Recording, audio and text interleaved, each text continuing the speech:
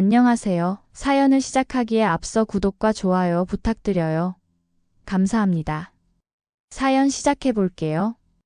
저는 지금 생각해보면 참 우여곡절이 많았던 삶을 살아왔던 것 같아요.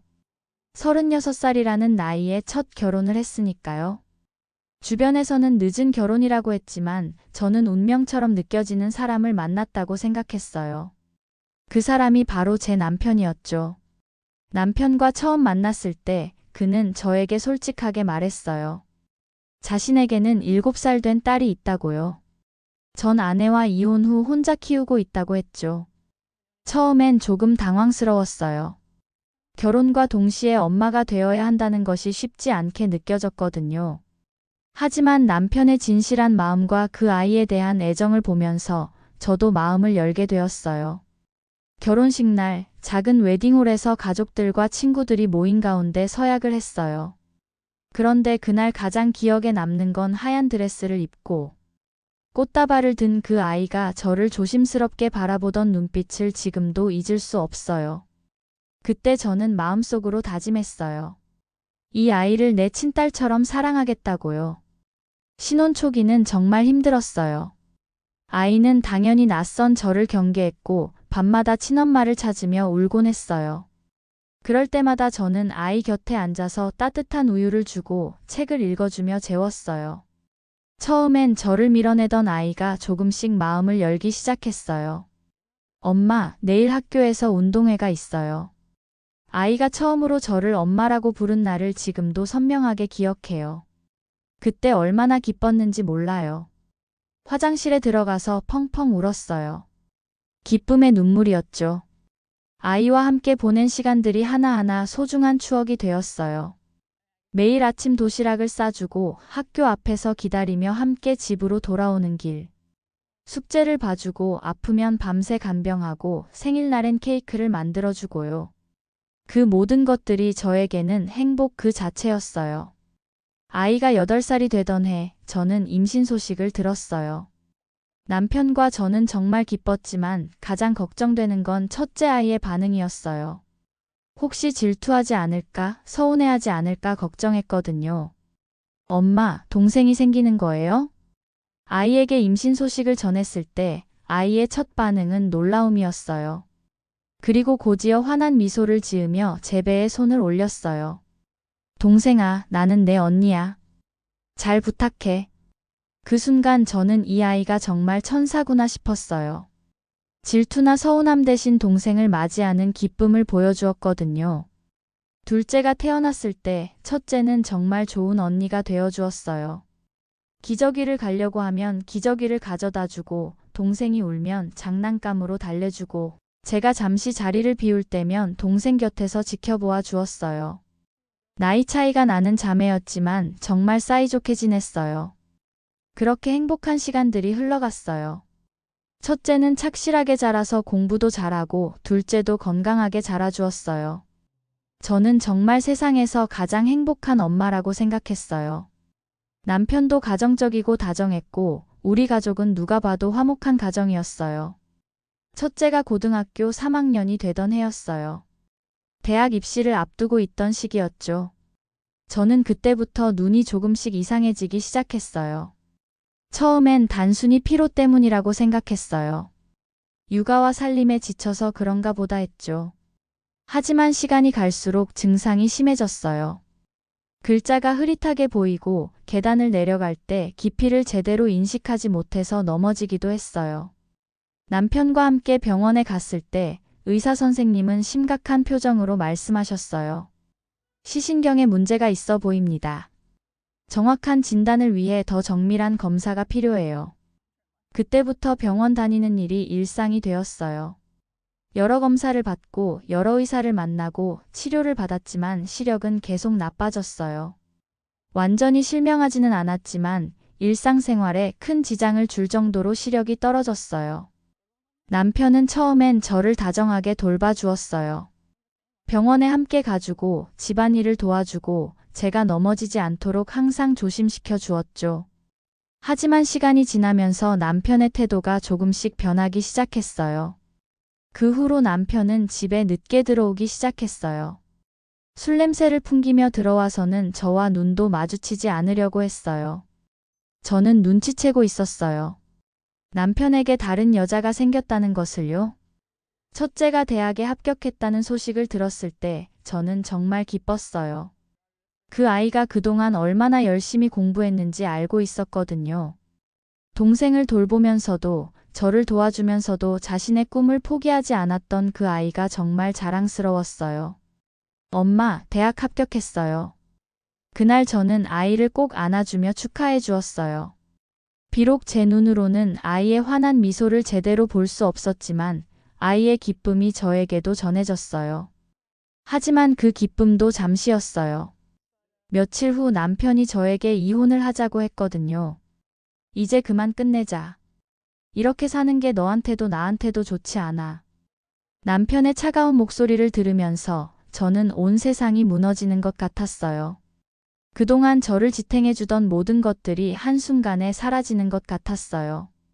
당신이 다른 여자를 만나고 있다는 걸 알고 있어요. 저는 떨리는 목소리로 말했어요. 남편은 부정하지도 않았어요.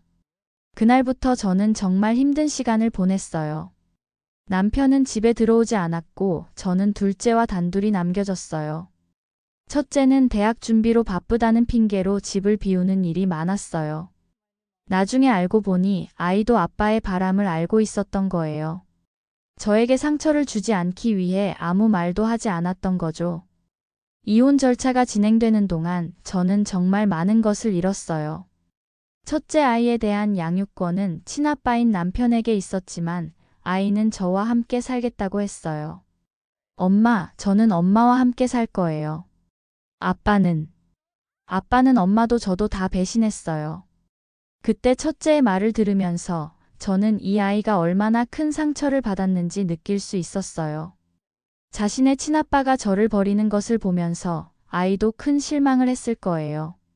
이혼이 확정된 후 저는 두 딸과 함께 작은 전셋집으로 이사했어요.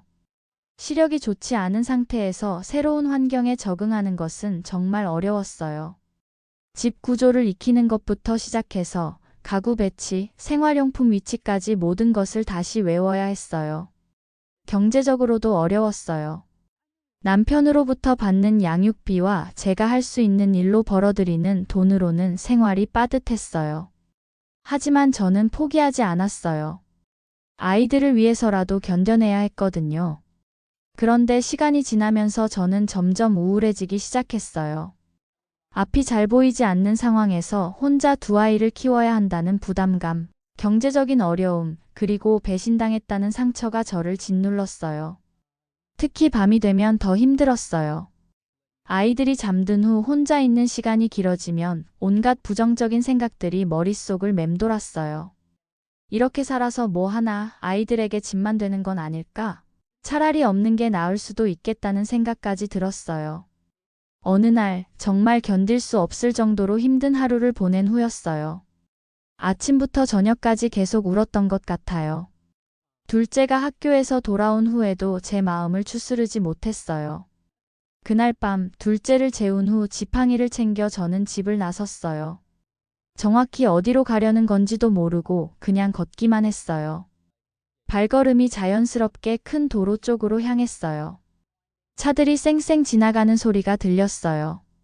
그 소리를 들으면서 문득 이상한 생각이 들었어요. 만약 제가 여기서 사라진다면 아이들은 어떻게 될까? 아니, 오히려 아이들에게는 짐덩어리인 제가 없는 게 나을 수도 있지 않을까?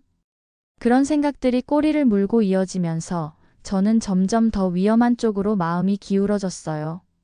시력이 좋지 않아서 정확히 어디에 서 있는지도 모르겠고 차 소리만 가까이 들려왔어요. 한 발, 두 발씩 차도 쪽으로 걸어갔어요. 이제 정말 모든 것을 포기하고 싶다는 생각이 들었어요. 더 이상 아무것도 하기 싫고 아무도 만나기 싫고 그냥 모든 것이 끝났으면 좋겠다는 생각뿐이었어요. 바로 그때였어요. 엄마. 뒤에서 누군가 저를 부르는 소리가 들렸어요. 그리고 곧바로 누군가가 제 팔을 잡아 끌었어요. 돌아보니 첫째 딸이었어요. 숨을 헐떡이며 저를 바라보고 있었어요. 엄마, 지금 뭐 하시는 거예요? 아이의 목소리에는 놀라움과 걱정이 가득했어요. 그제야 저는 제가 얼마나 위험한 일을 하려고 했는지 깨달았어요. 엄마, 설마 그런 생각하신 거 아니죠? 첫째가 제 손을 꼭 잡으며 말했어요. 저는 대답할 수가 없었어요. 실제로 그런 생각을 했던 것이 사실이었거든요. 엄마, 그러시면 안 돼요. 엄마가 없으면 저는 어떻게 살아요? 아이의 목소리가 떨리고 있었어요. 그리고 곧이어 아이가 한 말은 저에게 큰 충격을 주었어요. 엄마, 저는 이제 엄마가 없으면 안 돼요. 엄마가 저에게 사랑을 주셨잖아요. 엄마가 죽으면 저도 죽을 거예요. 그 순간 저는 정말 정신이 번쩍 들었어요. 내가 지금까지 뭘 하려고 했던 건지, 얼마나 이기적인 생각을 했던 건지 깨달았어요. 이 아이가, 제가 친딸처럼 키운 이 아이가 저를 진짜 엄마로 생각하고 있었던 거예요. 엄마, 제가 있잖아요. 동생도 있고요. 우리가 엄마를 지켜드릴게요. 첫째가 저를 꼭 안아주면서 말했어요. 그때 저는 참을 수 없이 울음이 터져 나왔어요. 목 놓아 울었어요. 그동안 쌓였던 모든 감정들이 한꺼번에 쏟아져 나왔어요. 미안해, 정말 미안해. 저는 아이를 안고 계속 사과했어요. 이런 어리석은 생각을 했던 것에 대해, 이 소중한 아이들을 두고 그런 생각을 했던 것에 대해 정말 후회되었어요. 그날 밤 첫째와 함께 집으로 돌아가면서 저는 다짐했어요. 다시는 그런 생각을 하지 않겠다고, 아이들을 위해서라도 꿋꿋하게 살아가겠다고요. 엄마, 앞으로는 힘든 일이 있으면 저한테 말해주세요. 혼자 견디려고 하지 마시고요. 첫째의 말에 저는 고개를 끄덕였어요. 이 아이가 얼마나 성숙한지, 얼마나 저를 생각해주는지 새삼 느꼈어요. 그 후로 저희 세 모녀의 진짜 인생이 시작되었어요.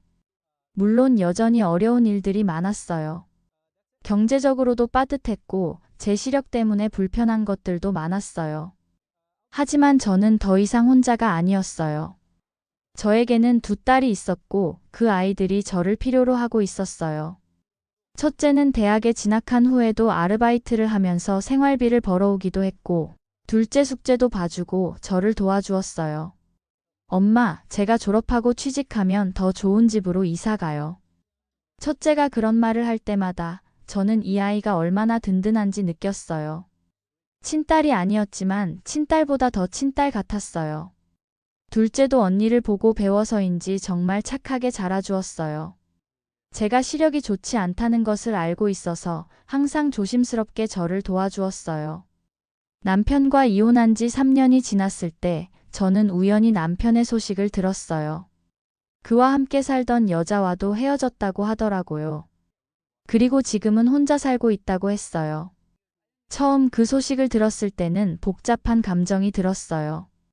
조금은 후회하고 있을까, 아니면 우리에게 돌아오고 싶어 할까 하는 생각도 들었어요. 하지만 곧 그런 생각을 지웠어요. 이미 저는 새로운 삶을 살고 있었고 두 딸과 함께 행복했거든요. 첫째가 대학을 졸업하고 취직했을 때 저는 정말 자랑스러웠어요. 어려운 환경에서도 포기하지 않고 열심히 공부한 결과였어요. 엄마, 이제 제가 엄마를 책임질게요. 엄마는 아무 걱정 말고 우리 곁에만 있어줘요. 첫째가 첫 월급을 받고 와서 한 말이었어요. 그때 저는 또 울컥했어요. 이 아이가 어느새 이렇게 어른이 되었구나 싶어서요. 돌이켜보면 그날 밤 큰 도로에서 첫째가 저를 붙잡지 않았다면 지금의 이 행복은 없었을 거예요. 그때 첫째가 한 말들이 저를 살렸어요. 엄마가 없으면 저도 죽을 거예요. 그 한마디가 저에게 삶의 의미를 다시 찾아주었어요. 저는 이 아이들에게 필요한 존재였고, 이 아이들이 저를 진심으로 사랑하고 있었다는 것을 깨달았어요. 지금도 가끔 힘든 일이 생기면 그날 밤을 생각해요. 그리고 다시 한번 다짐해요. 이 소중한 아이들을 위해서라도 끝까지 살아가겠다고요. 사람들은 가끔 저에게 물어봐요. 친딸이 아닌 아이를 키우는 것이 힘들지 않았냐고요. 하지만 저는 그런 질문을 받을 때마다 대답해요. 피가 뭐가 중요해요. 사랑으로 키운 아이는 다 내 자식이에요. 정말 그래요. 첫째는 제가 낳지 않았지만 제가 키웠고 제가 사랑했어요. 그리고 그 아이도 저를 진짜 엄마로 여기고 있어요. 피는 물보다 진하다고 하지만 때로는 사랑이 피보다 더 진할 수도 있다는 것을 저는 경험으로 알고 있어요. 지금 저는 두 딸과 함께 행복하게 살고 있어요. 비록 시력이 좋지 않고 경제적으로 여유롭지는 않지만 서로 사랑하고 의지하며 살아가고 있어요. 가끔 첫째가 어렸을 때 일들을 떠올려 봐요. 처음 만났을 때 낯설어하던 모습, 처음으로 저를 엄마라고 부르던 순간, 동생이 태어났을 때 기뻐하던 모습, 제가 아플 때 걱정해주던 모습들이 하나하나 떠올라요. 그리고 그날 밤 절망의 끝에서 저를 구해준 그 아이의 모습도요. 그때 그 아이가 보여준 사랑이 지금의 저를 만들었어요. 엄마가 저를 구해주셨듯이 이제는 제가 엄마를 구해드릴게요. 최근에 첫째가 한 말이에요. 그 말을 들으면서 저는 정말 뿌듯했어요. 제가 그 아이에게 준 사랑이 고스란히 돌아오고 있다는 것을 느꼈거든요. 지금도 저는 매일 감사하며 살아가고 있어요. 힘든 순간들이 있었지만 그 모든 것들이 지금의 행복을 더욱 소중하게 만들어주고 있어요. 그리고 앞으로도 두 딸과 함께 행복하게 살아갈 거예요. 사랑은 정말 위대한 것 같아요. 혈연이 아니어도 진정한 가족을 만들 수 있고 절망의 순간에도 희망을 찾게 해주고 살아갈 이유를 만들어주거든요. 저는 지금 정말 행복해요. 그리고 그 행복을 지켜나가기 위해 오늘도 최선을 다하고 있어요. 요즘 첫째는 결혼 준비로 바쁘게 지내고 있어요. 예비 신랑과 함께 저희 집에 자주 놀러 와요. 그 모습을 보면서 저는 정말 든든해요. 첫째가 좋은 사람을 만나서 행복하게 살 수 있을 것 같거든요. 가끔 옛날 생각을 해봐요. 만약 그때 첫째가 저를 말리지 않았다면 지금 이 순간들은 존재하지 않았을 거예요. 첫째의 결혼식도 볼 수 없었을 테고 둘째가 성장하는 모습도 지켜볼 수 없었을 테죠. 그때 그 한순간의 선택이 이렇게 큰 차이를 만들어낼 줄 몰랐어요. 절망의 순간에서 희망을 찾게 해준 첫째에게 정말 감사해요. 힘든 시간들이 있었지만 그 모든 것들이 지금의 행복을 더욱 값지게 만들어주고 있어요. 그리고 무엇보다 사랑하는 두 딸이 있어서 정말 행복해요. 이제 곧 첫째의 결혼식이에요. 그날 저는 정말 자랑스러운 마음으로 축하해 줄 거예요. 그리고 마음속으로 다시 한번 다짐할 거예요. 이 소중한 아이들을 끝까지 사랑하고 지켜주겠다고요. 제 긴 이야기를 끝까지 들어주셔서 감사합니다. 구독과 좋아요, 알림 설정까지 잊지 마세요.